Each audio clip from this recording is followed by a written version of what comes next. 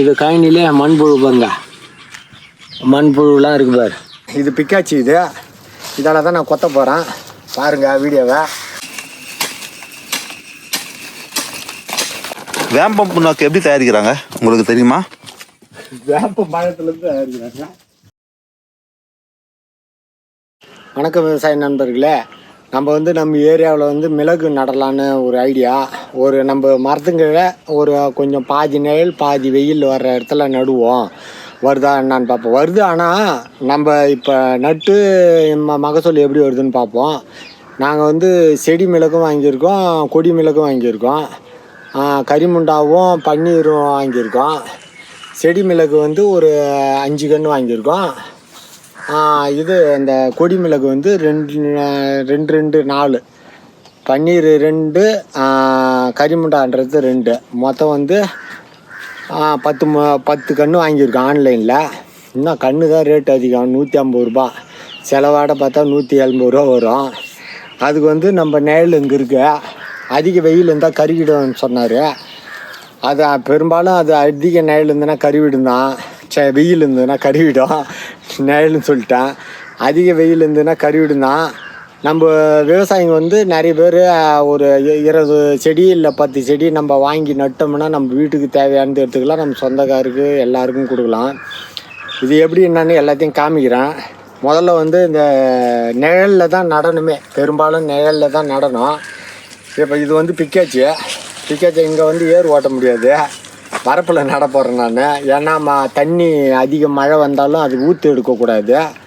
அதில் என்னது அது பேர் என்னது, அடியில் ஒட்டு போட்ட கன்று தான். நம்ம திப்பிலி என்ற கண்ணில் ஒட்டு போட்டு இருக்குது. இது வேறு அழுகாதுன்னு சொன்னார் சாரு நாங்கள் வாங்குகிற இடத்துல. எதுக்கும் நம்ம நட்டு பார்ப்போம். நட்டு பார்த்துட்டு எப்படின்னு பார்க்கலாம். இது பிக்காச்சி. இதால் தான் நான் கொத்த போகிறேன். பாருங்கள் வீடியோவை.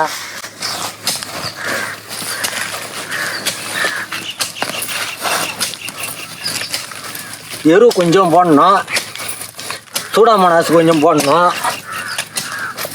வேப்பம் புண்ணாக்கு வாங்கிட்டு வச்சுருக்கேன், அது கொஞ்சம் போட்டு மிக்சிங் பண்ணி ஒரு கண்ணுக்கு ரெடி ஆகிட்டு. இப்போ இன்னொரு கண்ணுக்கு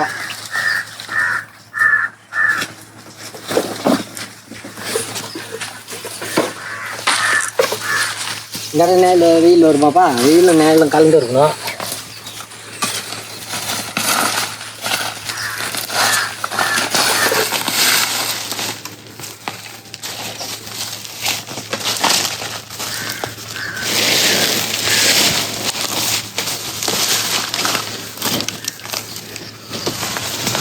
போகிறேன். வேப்ப முன்னாக்கு எரு சூடா மனாசு கிரீடி மருந்து வச்சுருக்கேன் நான். அதை போட்டு தான் நட போகிறேன். ஏன்னா ஒரு நோய்க்கு ஏன்னா ஒரு இதில் செய்ய போகிறோம் முன்னெச்சரிக்கையா.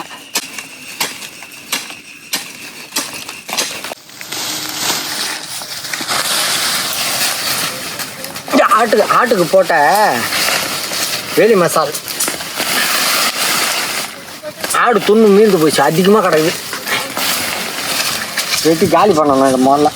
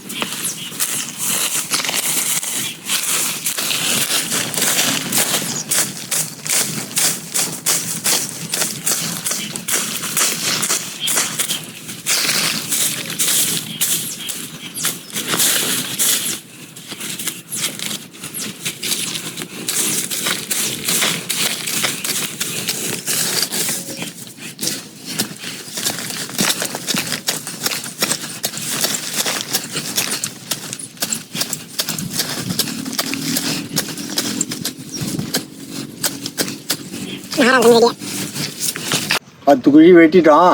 இப்போ வந்து அதுக்கு மருந்து எப்படி கலந்து எரு கலந்து வேப்ப முன்னாக்கு கலந்து போடுறது எப்படின்னு இதை காட்ட போகிறான் பாருங்க வாங்க. இப்போ வந்து கோழியினுடைய வேஸ்ட்டு, இது கோழி சாணியினுடைய எரு இது. அதாவது தேங்காய் மட்டை இருக்குல்ல, அந்த வேஸ்டேஜ் ஃபுல்லாக இது வந்து 2 வருஷம் ஆகுது எடுத்துன்னு வந்து கொட்டி மக்கி போச்சு, நல்லா மக்கி போச்சு. மண்புழுலாம் வந்து ரொட்டேஷன் ஆகிடுச்சு. இந்த எரு தான் நம்ம எடுத்துன்னு போய் அந்த மிளகு கண்ணுக்கு நட போகிறோம். இப்போ இதில் வாரிக்கிறோம். நம்ம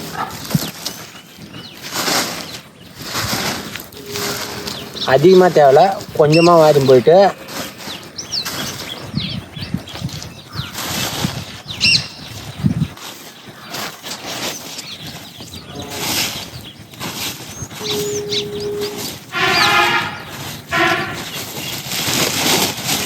ரொம்ப அதிகமாக போடக்கூடாது, திட்டமாக தான் போடணும்.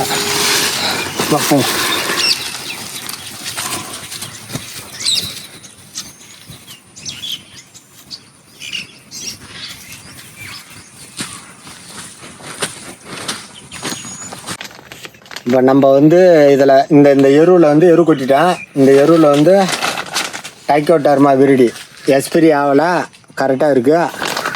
இதை கலக்க போகிறோம். இன்னொரு பாக்கெட்டு சூடாமோனாஸ் இருக்குது, அதையும் இதில் கலக்க போகிறோம்.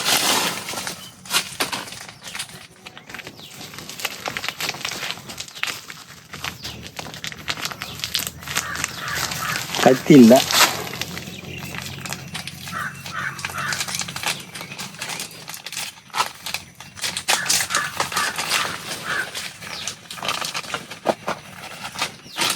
போட்டு நல்லா கலந்துக்கணும்.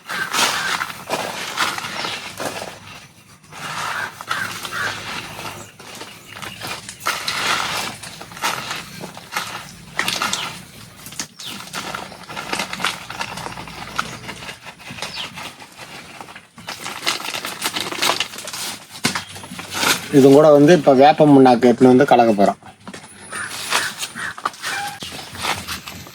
எல்லாத்துக்கும் போயிட்டு வேப்ப முன்னாக்கு மேலே போட்டுட்டு அப்படியே கலந்து நட்டுக்குன்னு வர வேண்டியதான். தண்ணி எடுத்துன்னு வந்து எல்லாத்துக்கும் போயிடுவோம். இதை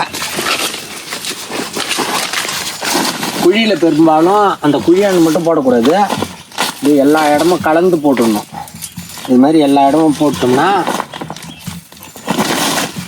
அதாவது அனல் ஆகாது.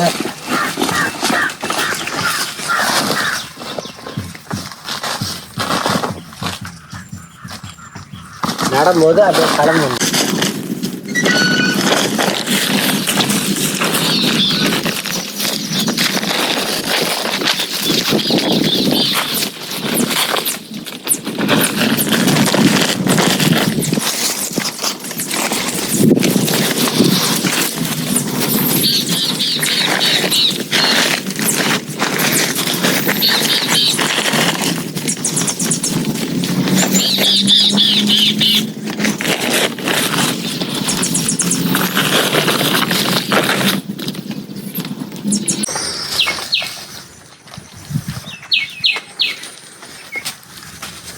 வந்து வேப்ப முன்னாக்கு போட போகிறோம். வேப்ப முன்னாக்கு எங்கப்பா? வேப்ப முன்னாக்கு எதுக்குன்னா எந்த நோயாக இருந்தாலும் கட்டுக்குள்ளே வந்துடும். அதுக்காக வேப்ப முன்னாக்கு வாங்கிட்டு வந்தேன். ஒரு 10 கிலோ, 10 குழிக்கு 10 கிலோ. வேப்ப புண்ணாக்கு எங்கே இருக்கும்? அது உரக்கடையில் கிடைக்கும்.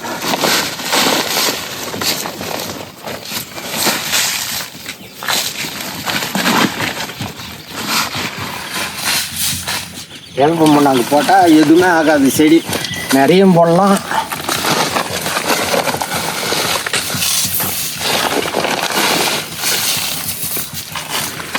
வேப்ப புண்ணாக்கு எப்படி தயாரிக்கிறாங்க உங்களுக்கு தெரியுமா?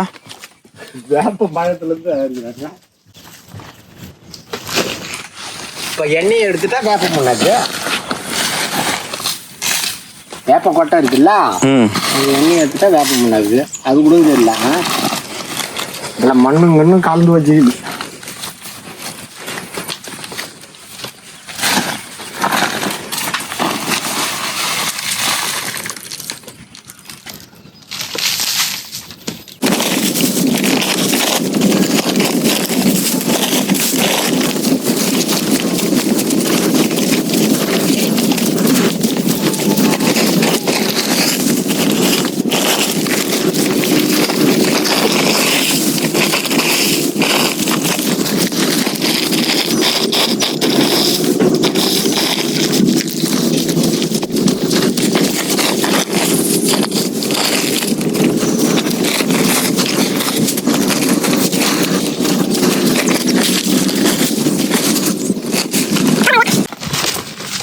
ரோஸில் போடும்.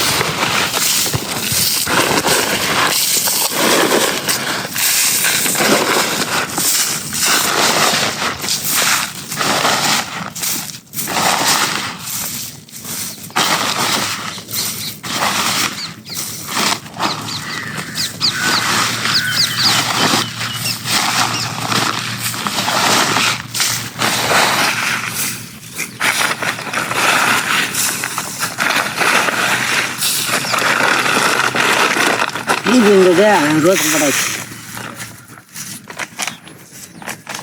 தோரைக்கு எப்படி வருதுன்னு பார்ப்போம். ரோஸில் போட்டால் எப்படி வருதுன்னு பார்ப்பேன். ஒரு 20 பிடி வேப்பம் நாங்கள் நிறைய எடுத்துன்னு வந்து போட்டுடலாம். 30 ரூபா 1 கிலோ.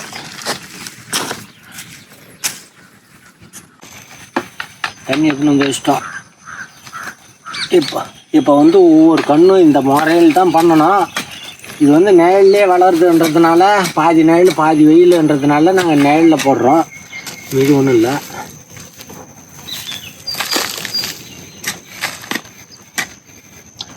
ஓகே, கன்று எடுத்துன்னு வருவான்.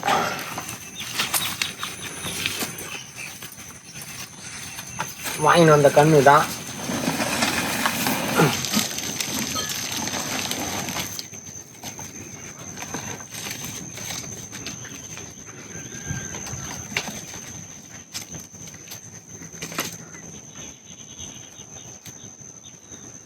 இது வந்து பன்னீராவோ என்னவோ இந்த கண்ணில் வந்து நம்ம வந்து முக்கியமாக இந்த மைக்கா பேப்பரை வந்து பதமாக ரிமூவ் பண்ணிக்கணும்.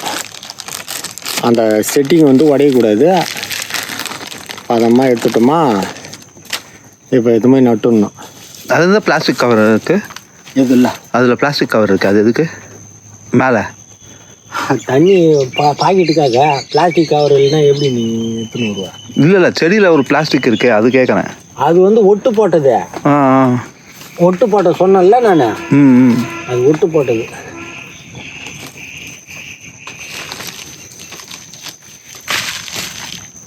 இதுக்கு தேவையானதெல்லாம் போட்டாச்சு. அந்த கன்று தேவையில்லை. என்ன கண்ணுது? மிளகாய் செடி.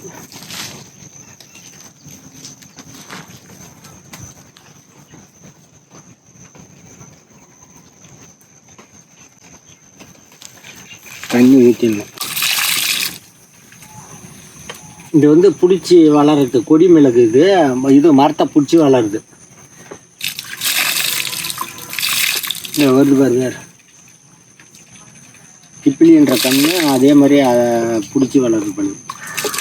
இப்போ இன்னொரு கன்று பா. இப்போ இது எந்த மரத்தை பிடிச்சி வளரும்? நம்ம இதோ இருக்க இந்த மரமா? இது அப்படியே சுற்றிட்டு போய் வளருமா? அதாவது செடிக்கு 1 மீட்டர் தள்ளி வைக்கணும். அது ஒரு 1 மீட்டர் மேலே இருக்கும். அதுவும் இதுவும் அதே மாதிரி.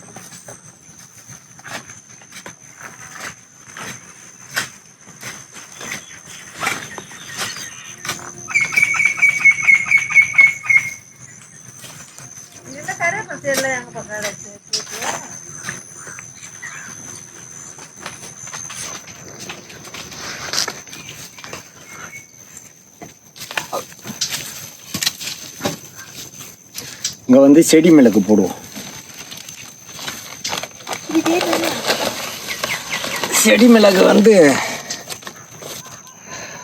வெயிட் அதிகமாக இருக்குது. செடி மிளகு இது 5 கிலோவுக்கு மேலே வரும் மிளகு பைய. காய் வந்து கீழே காய் இருக்கு. கீழே கொட்டிச்சு, வந்த பிற்பாடு கொட்டிச்சு.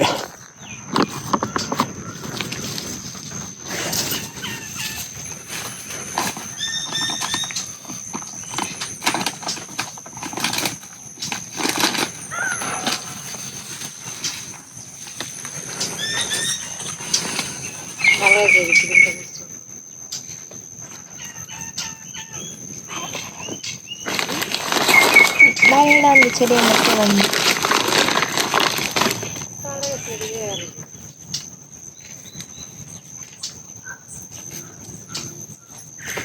அப்பனா அதுதான் பிடிக்கிற சொன்னார்.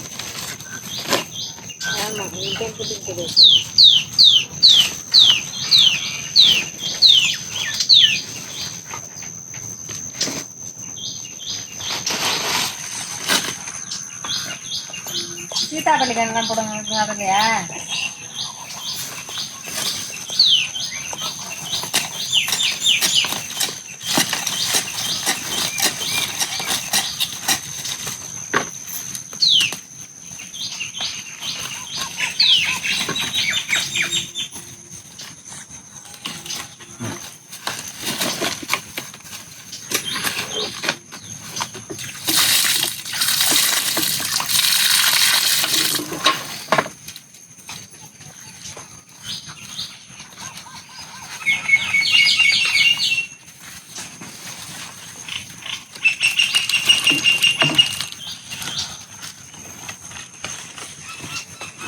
இன்னொரு கண்ணு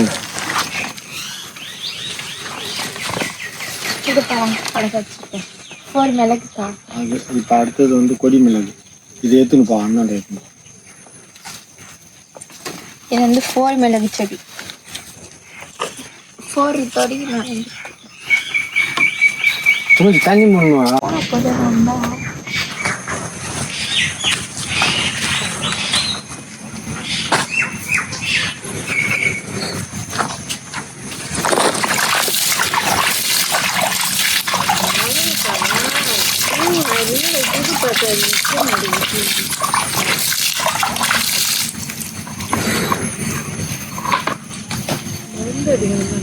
அங்கே கொடி மிளகு ஒன்று கொடி ஒன்று செடி.